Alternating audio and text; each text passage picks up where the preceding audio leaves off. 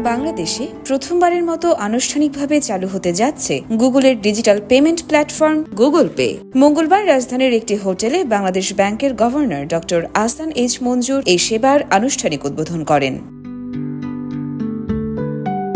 প্রযুক্তি জায়ান্ট গুগলের সাথে অংশীদার হয়ে এই সেবা চালু করছে সিটি ব্যাংক। সহযোগী হিসেবে থাকছে আন্তর্জাতিক কার্ড ব্র্যান্ড মাস্টার কার্ড এবং ভিসা। সিটি ব্যাংকই গুগল পের সাথে সরাসরি সংযুক্ত হওয়া দেশের প্রথম ব্যাংক।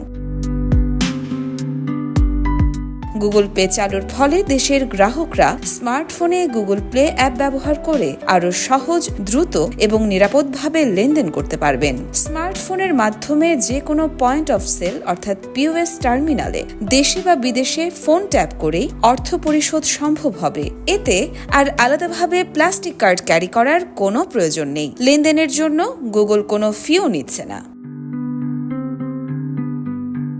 প্রথম ধাপে এই সুবিধা শুধুমাত্র সিটি ব্যাংকের মাস্টার কার্ড ও ভিসা কার্ডধারীরা ব্যবহার করতে পারবেন। গ্রাহকদের একটি অ্যান্ড্রয়েড স্মার্টফোন থাকতে হবে এবং প্লে স্টোর থেকে গুগল পে অ্যাপ ডাউনলোড করে সেখানে নিজের সিটি ব্যাংক কার্ডের তথ্য যুক্ত করতে হবে। কার্ড যুক্ত হয়ে গেলে ব্যবহারকারী যে কোনো দোকান বা রেস্তোরাঁয় ফোন ট্যাপ করেই সহজেই পেমেন্ট করতে পারবেন।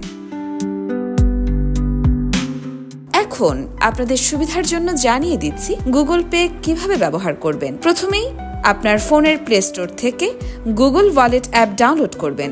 তারপর আপনার সিটি ব্যাংকের মাস্টার কার্ড বা ভিসা কার্ড যুক্ত করবেন। NFC সক্ষম যে কোনো POS-এ ফোন ট্যাপ করে পেমেন্ট করবেন। বর্তমানে শুধুমাত্র অ্যান্ড্রয়েড ডিভাইসে এবং সিটি ব্যাংকের কার্ডধারীদের জন্যই এই সেবা চালু হয়েছে।